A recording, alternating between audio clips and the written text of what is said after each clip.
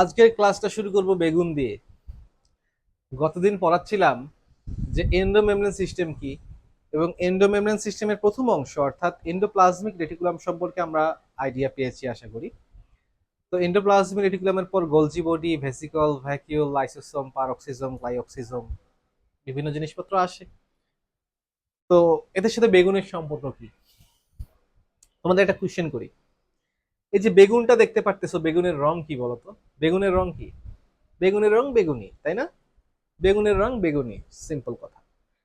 এটা তো সবাই জানো। দ্বিতীয় প্রশ্ন সেটা হচ্ছে, বেগুনের রং বেগুনি হওয়ার পিছনে কোষের কোন অঙ্গাণু দায়ী? আমরা কোষের অনেকগুলো অঙ্গাণুর নাম জানি, নিউক্লিয়াস থেকে শুরু করে mitochondria, plastid, lysosome, ribosome, vesicle, vacuole, endoplasmic reticulum, Golgi body, cytoskeleton and many more. এর মধ্যে কোন অঙ্গাণুটা বেগুনের বেগুনি হবার জন্য দায়ী বলতে পারো? বলো তো, যারা আছে এখানে, বেগুন বেগুনি হয় কোন অঙ্গাণুর জন্য? হ্যাঁ, কোনটা? না, বেগুন বেগুনি হয়, তোমরা আমি জানি বেশিরভাগই গেস করতেছো প্লাস্টিডের জন্য, তাই না? যে প্লাস্টিড আমরা জানি বর্ণময়তার জন্য দায়ী। তাই তোমরা ভাবতেছো এই বেগুনটা বেগুনি হয়েছে প্লাস্টিডের জন্য। বাট না, বেগুন বেগুনি হয় কোষ গহ্বরের জন্য। বেগুন বেগুনি হয় কোষ গহ্বরের জন্য। এখন কিভাবে বেগুনের বেগুনি হওয়ার পিছনে কোষ গহ্বর দায়ী, এটা জানতে জানতে আসলে আমাদের সবগুলো টপিক পড়া হয়ে যাবে। তো যাই হোক, একটা এক্সেপশনাল জিনিস আজকে আছে, যে সব সময় কিন্তু বর্ণময়তা বিড়াল, বুঝতেছো তো? সব সময় কিন্তু বর্ণময়তা প্লাস্টিক দ্বারা নিয়ন্ত্রিত হয় না, মাঝে মধ্যে কোষ গহ্বর দ্বারা নিয়ন্ত্রিত হতে পারে। জিনিসটা আমরা আজকে দেখব। তো গত ক্লাসে আমরা এন্ডোপ্লাজমিক রেটিকুলাম পড়েছি এবং আমরা জেনেছি এন্ডোপ্লাজমিক রেটিকুলামে সিস্টার্নি, টিবিউলস, ভেসিকল থাকে, মিসলস দানা, বিভিন্ন কাজ জেনেছি। আমি সেগুলো রিপিট করতে চাই না, অযথা সময় নষ্ট করতে চাই না। আজকে আমি পড়া শুরু করব এন্ডোপ্লাজমিক রেটিকুলামের ভেসিকল দিয়ে। তো গত দিনের জিনিসপাতিগুলো একটু কমিয়ে ফেলি।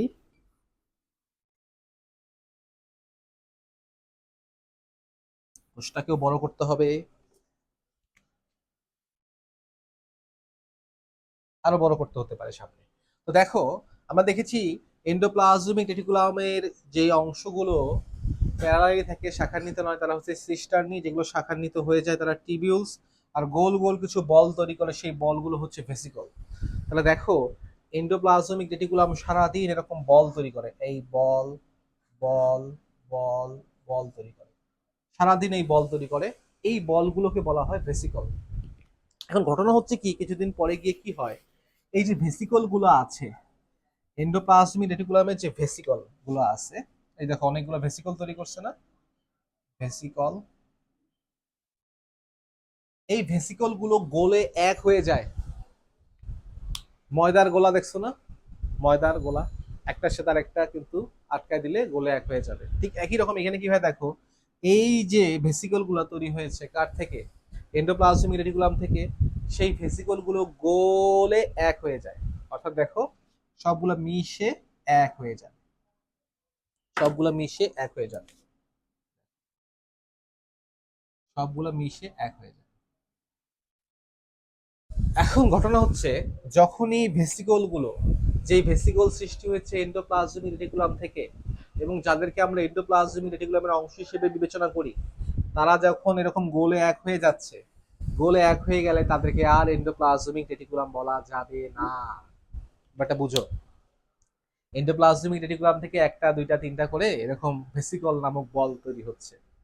এই বলগুলো গোলে যখন এক হয়ে যাচ্ছে, দে আর নো মোর এন্ডোপ্লাজমিক রেটিকুলাম, দে আর সামথিং এলস। তোমরা কি বলতে পারো তারা এখন কি হয়ে গেছে? তারা বলতে, তারা এখন হয়ে গেছে গোলজি বডি। এখন তারা হয়ে গেছে কি? Golgi, Golgi body. বুঝতে পারছো?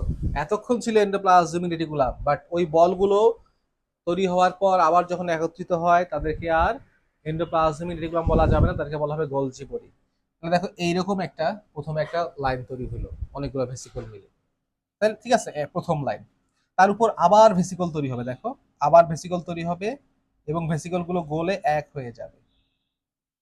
আবার ভেসিকল তৈরি হলো, গোলে এক হয়ে গেল। আবার নতুন করে ভেসিকল তৈরি হবে, আবার তারা গোলে এক হয়ে যাবে।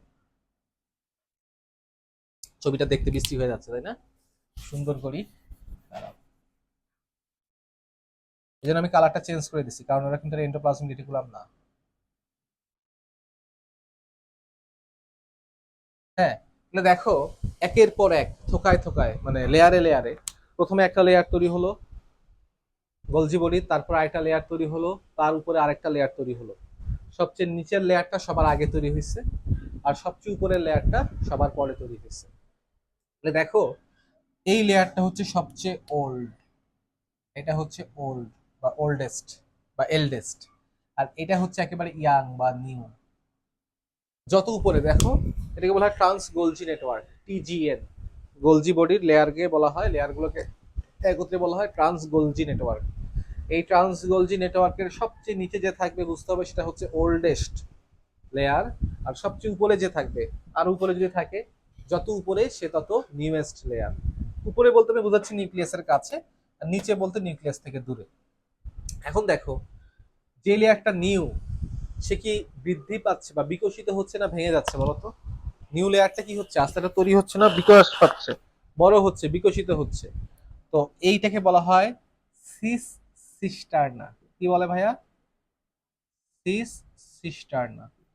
খেয়াল করো ওরা কিন্তু দেখতে যে সিস্টারনির মতো, সিস্টারনা আর সিস্টারনি একই কথা। তাহলে দেখো আমাদের এন্ডোপ্লাজমিক রেটিকুলামে যেমন সিস্টারনি থাকে, গোলজি বলিতেও সিস্টারনি আছে, এবং দুইটার স্ট্রাকচার একই রকম, একটা দেখো প্যারালালি থাকে দুইজনই, কোনো শাখা বের হয় না।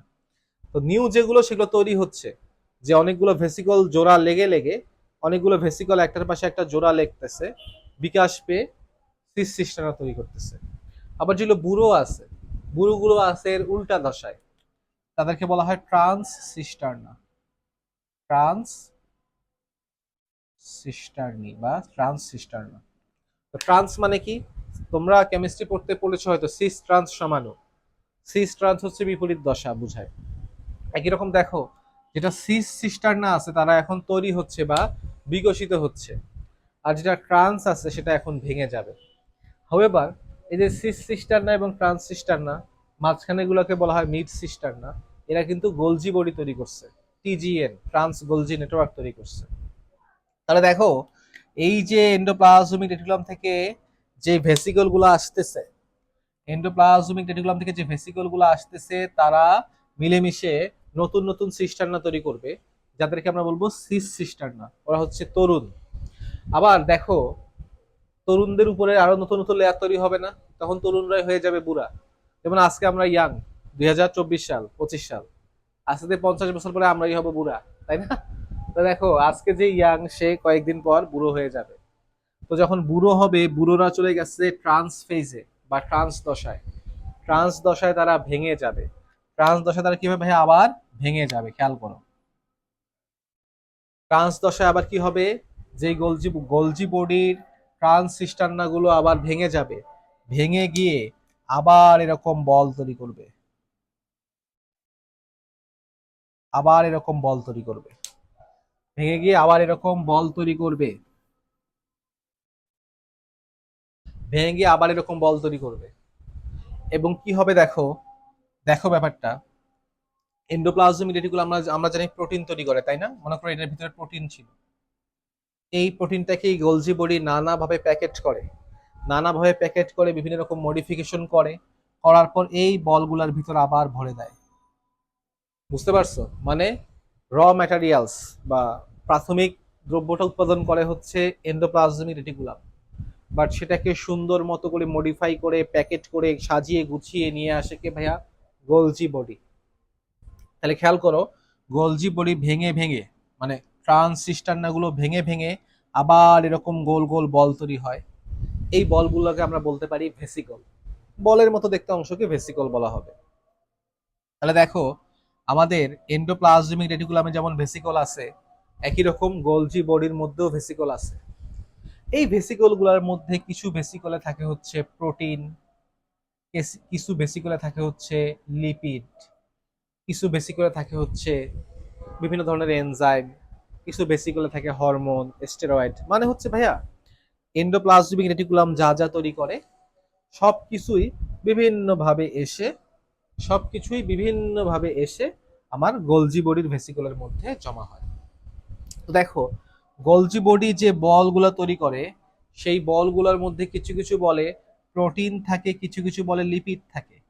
যেসব বলে এরকম প্রোটিন বা লিপিড পাওয়া যায় সেসব বলকে বলা হয় ভেসিকল।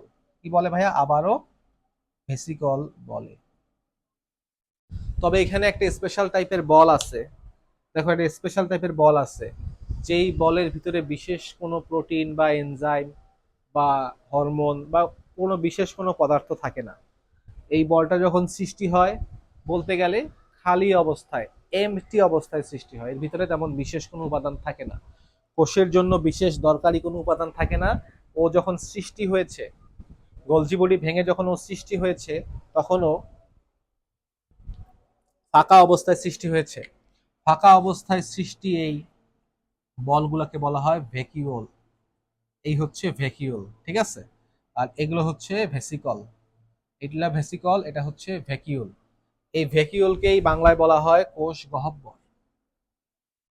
এই ভ্যাকিউলকেই বাংলায় বলা হয় কোষ গহ্বর। আমি কি ব্যাপারটা বুঝাতে পেরেছি আলিফ? বুঝতে পারছো তুমি আজকে একজন স্টুডেন্ট? তাহলে দেখো, ভেসিকল মানে যার ভিতরে বিভিন্ন রকম জিনিসপাতি থাকবে, প্রয়োজনীয় জিনিসপাতি। সেটা প্রোটিন হতে পারে, লিপিড হতে পারে, এনজাইম, হরমোন, স্টেরয়েড, যা কিছু হতে পারে। আর যদি তার ভিতরে কিছু না থাকে, ফাঁকা অবস্থায় সৃষ্টি হয়, তবে তাকে বলা হবে ভ্যাকিউল। তাহলে খেয়াল করো, আমাদের গোলজি বডির তিনটা অংশ আছে। গোলজি বডি তিন রকম হতে পারে। একটা হচ্ছে সিস্টার্না, একটা হচ্ছে ভেসিকল, আর একটা হচ্ছে ভ্যাকিউল। দেখো, আমাদের এন্ডোপ্লাজমিক রেটিকুলাম কিন্তু তিন প্রকার হয়: সিস্টার্নি, টিবিউলস, ভেসিকল। আর গোলজি বডি হয় সিস্টার্নি, ভেসিকল, ভ্যাকিউল। গোলজি বডির মধ্যে কোনো টিবিউলস থাকে না। একই রকম ভাবে এন্ডোপ্লাজমিক রেটিকুলামে কোনো ভ্যাকিউল থাকে না। মাথায় রাখতে হবে, ঠিক আছে ভাইয়া? মনে থাকবে। আচ্ছা আচ্ছা, তাহলে দেখো, তাহলে খেয়াল করো, এই যে ভ্যাকিউল তৈরি হলো, ভ্যাকিউল তৈরি হবে ফাঁকা অবস্থায়। ভ্যাকিউল সম্পর্কে দুই তিনটা পয়েন্ট মনে রাখতে হবে। একটা হচ্ছে ভ্যাকিউলের যে পর্দাটা আছে, এর নাম প্রায় প্রায় পরীক্ষা আসে, সেই পর্দার নাম হচ্ছে টনোপ্লাস্ট। ভ্যাকিউলের পর্দার নাম হচ্ছে টনোপ্লাস্ট। টনোপ্লাস্ট নামক পর্দা দ্বারা আবৃত থাকে। দ্বিতীয় পয়েন্ট হচ্ছে ভ্যাকিউল কোষ রস বা সেল স্যাপ ধারণ করে। কোষ রস ধারণ করে, অর্থাৎ ও তো ফাঁকা অবস্থায় সৃষ্টি হয়েছে। এবার কোষের মধ্যে যদি কোনো অনাকাঙ্ক্ষিত বর্জ্য থাকে, বা কোষের মধ্যে কোনো এক্সেসিভ ফ্লুইড থাকে, রস থাকে, স্যাপ বলা হয়, এসএপি, স্যাপ, সেটা এসে প্রবেশ করবে কোথায় ভাইয়া? ভ্যাকিউলে।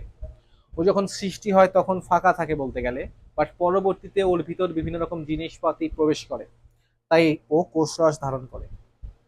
তৃতীয় পয়েন্ট হচ্ছে ভ্যাকিউলের ভিতর একটা রঞ্জক পদার্থ প্রবেশ করতে পারে, যার নাম হচ্ছে অ্যান্থোসায়ানিন।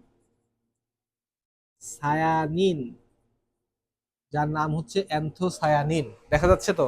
কভার করছে না? যার নাম হচ্ছে কি ভাইয়া? অ্যান্থোসায়ানিন।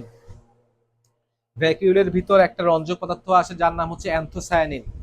আমরা এর আগে রঞ্জক পদার্থ মানে যেটা রং দিতে পারে মানুষকে বা রং শোষণ করে বলতে ক্লোরোফিলকে বুঝতাম।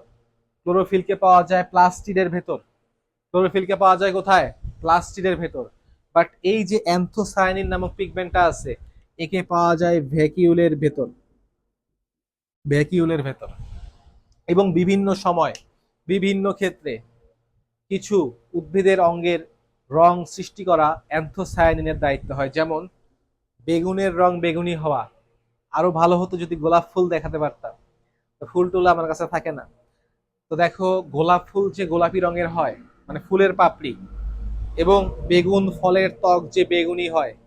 তার মানে দেখো, কিছু কিছু ক্ষেত্রে ফলের ত্বক এবং ফুলের পাপড়ি, যেমন বেগুনের ত্বক, গোলাপ ফুলের পাপড়ি, তাদের রং সৃষ্টি হয় অ্যান্থোসায়ানিন দিয়ে।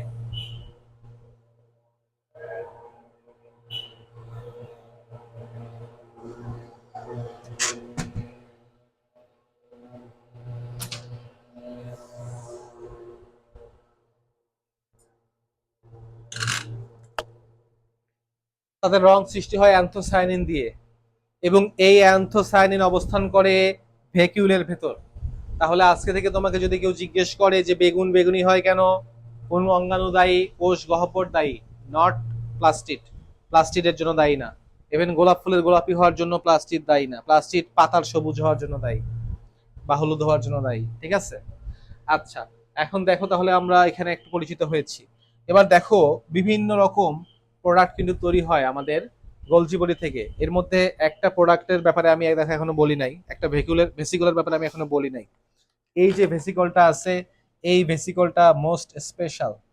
এই ভেসিকলটা মোস্ট স্পেশাল বিকজ ওর ভিতরে একটা স্পেশাল এনজাইম থাকে, যেটা হচ্ছে হাইড্রোলাইটিক এনজাইম।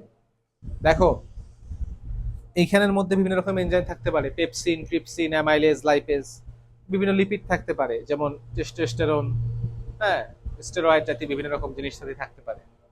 বাট একটা স্পেশাল এনজাইম আছে, যে এনজাইমের নাম হচ্ছে হাইড্রোলাইটিক এনজাইম। কি নাম ভাইয়া? Hydrolytic enzyme. যেই ভেসিকলের ভিতর হাইড্রোলাইটিক এনজাইম থাকবে, সেই ভেসিকলকে আর গলজি বডি বলা যাবে না, তাকে অন্য একটা নামে ডাকতে হবে। সেই নাম হচ্ছে লাইসোসোম। সেই নাম হচ্ছে কি ভাইয়া? লাইসোসোম। তাহলে আমরা একটা কথা শিখেছিলাম ছোটবেলায় বা কিছুদিন আগে, যে নিউক্লিয়ার মেমব্রেন থেকে এন্ডোপ্লাজমিক রেটিকুলাম তৈরি হয়, এন্ডোপ্লাজমিক রেটিকুলাম থেকে গলজি বডি তৈরি হয়, আর গলজি বডি থেকে লাইসোসোম তৈরি হয়, ভ্যাকিউলও তৈরি হয়। এবার কিভাবে কোনটা তৈরি হয় বুঝতে পারছি কি পারি নাই? বুঝতে পারছি। যেই যেই ফোস্কার ভিতর হাইড্রোলাইটিক এনজাইম থাকবে তাকেই বলা হবে লাইসোসোম। যেই ফোস্কার ভিতর হাইড্রোলাইটিক এনজাইম থাকবে তাকে বলা হবে লাইসোসোম। এবং লাইসোসোমের কাজ হচ্ছে তিনটা: অটোফেগি, অটোলাইসিস, আর ফ্যাগোসাইটোসিস। অটোফেগি মানে কি? মনে করো কোষের ভিতরে কোনো একটা অঙ্গাণু ঠিক মতো কাজ করতেছে না, বুড়া হয়ে গেছে। মনে করো কোষের ভিতরে একটা প্লাস্টিড ঠিক মতো কাজ করতেছে না, তাহলে এই লাইসোসোম গিয়ে সেই প্লাস্টিডকে খেয়ে ফেলবে, এটাকে বলা হয় অটোফেগি। এরপর মনে করো কোষটা বুড়ো হয়ে গেছে, ওর আর বেঁচে থাকার দরকার নেই, তাহলে এই লাইসোসোম গিয়ে লাইসোসোম কোষের ভিতর বিভিন্ন রকম এনজাইম ছড়িয়ে দিয়ে কোষটাকে ধ্বংস করে ফেলবে, যেটাকে বলা হয় অটোলাইসিস। আবার মনে করো যে না, কোষের ভিতরে একটা জীবাণু চলে এসেছে, কোষের ভিতর যদি জীবাণু চলে আসে সেই জীবাণুটাকেও খেয়ে ফেলতে হবে, সেটাকে বলা হয় ফ্যাগোসাইটোসিস। সেই কাজটাও লাইসোসোম করে। এবং লাইসোসোম যেহেতু অটোলাইসিস করে, মানে কোষটাকে মেরে ফেলতে পারে, নিজের কোষকে নিজেই মেরে ফেলে, যেই পাত্রে ভাত খায় সেই পাত্রেই ফুটা করে, তাই লাইসোসোমকে অনেক সময় বলা হয় আত্মঘাতী থলিকা বা সুইসাইডাল স্কোয়াড। বুঝতে পারছে কিনা? তাহলে আমি ক্লিয়ার ভেকিউল সম্পর্কে। আমি একটু বইয়ে দেখি কিছু আবার বাদ পড়লো কিনা। লাইসোসোমের ব্যাপারে হ্যাঁ, দাদাবে আবিষ্কার করছে ফ্যাগোসাইটোসিস। হুম।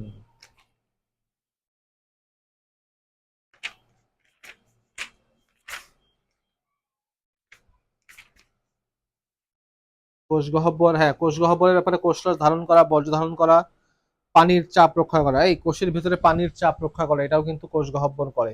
বুঝতে পারছো? কোষ গহ্বর কোষের ভিতর পানির চাপ রক্ষাতে ভূমিকা রাখে। আচ্ছা, তো এই হচ্ছে আর কি এখানকার পড়া। আমরা তাহলে আজকে শিখলাম ভেসিকল, ভ্যাকিউল, লাইসোসোম সম্পর্কে। গোলজি বডিরও আইডিয়া পেয়েছি, বাট নেক্সট ক্লাসে আমরা গোলজি বডি সম্পর্কে ডিটেলস এই জায়গায় শিখবো ইনশাল্লাহ। সে পর্যন্ত সবাই ভালো থাকবে।